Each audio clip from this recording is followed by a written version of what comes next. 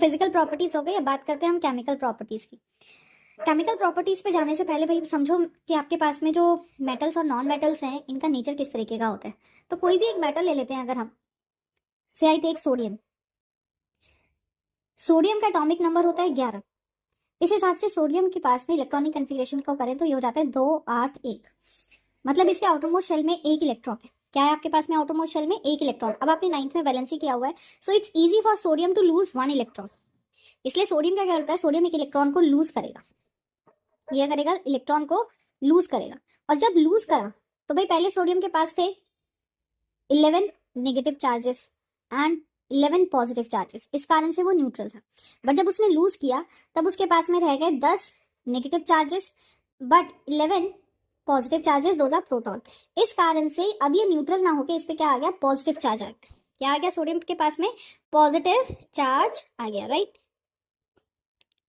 इस कारण से हमारे पास में ये कैसा बना लेगा, ये एक पॉजिटिव आयन बनाएगा। क्या बनाएगा, एक पॉजिटिव आयन बनाएगा। दिस मीन्स ये बन जाएगा Na++ इलेक्ट्रॉन।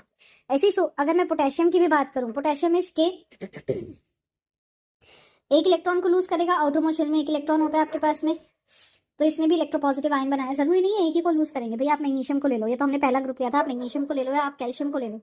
कैल्शियम के आउटर मोस्ट सेल में 2 इलेक्ट्रॉन्स होते हैं, 2 इलेक्ट्रॉन्स को लूज करेंगे। इस कारण से ये आपके पास में Ca2+ बना लेंगे। क्या बना लेंगे, Ca2+ बना लेंगे आपके पास में, right. So metals are electropositive in nature. Metals क्या है, electropositive in nature. They easily lose 1 electron to form a positive ion आपके पास में, राइट। वहीं पे अगर हम बात करते हैं नॉन मेटल्स की, किसकी बात करें भाई, नॉन मेटल्स की। Take chlorine.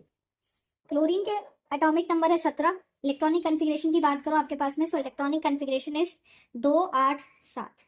अब आउटर मोस्ट शेल को ऑक्टेट में कन्वर्ट करने के लिए इसको चाहिए एक इलेक्ट्रॉन, तो ये इजीली एक इलेक्ट्रॉन को गेन करता है। This easily gains 1 electron. Easily एक इलेक्ट्रॉन गेन करने के कारण भाई इसने ले लिया, पहले इसके पास थे 17 पॉजिटिव चार्ज और 17 नेगेटिव चार्ज, इलेक्ट्रिकली न्यूट्रल। अब इसने ले लिया, लेने के कारण इसके पास में पॉजिटिव चार्ज तो 17 ही रहा, बट अब नेगेटिव चार्ज कितना हो गया, एक बढ़ गया, 18 हो गया। तो ओवरऑल क्या आ गया आपके पास में, इस पे एक नेगेटिव चार्ज आ गया।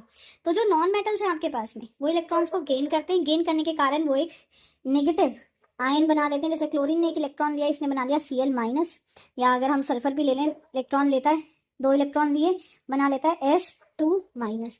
तो नॉन मेटल्स आपके पास में क्या होते हैं, they are electronegative in nature, and जो आपके पास में मेटल्स हैं they are electropositive in nature.